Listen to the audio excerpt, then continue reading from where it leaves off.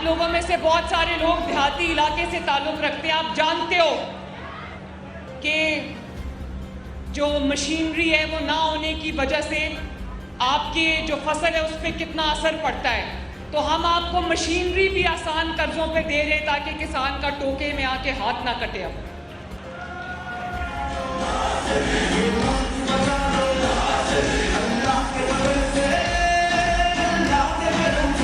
और मैं आप सबको यकीन दिलाना चाहती हूँ कि मेरा सुबह 7 बजे से लेकर रात को 12-1 बजे तक कभी मैं सेहत के मंसूबे बना रही होती हूँ, कभी मैं तालीम के मंसूबे बना रही होती हूँ ताकि आपको तालीम आपके बच्चों को बेहतर मिले और आपको कोई पैसा ना देना पड़े और जो गरीब का बच्चा है वो भी अच्छी तरह पढ़े, उसी तरह पढ़े जिस तरह पैसे दे के अमीर का बच्चा पढ़ता है।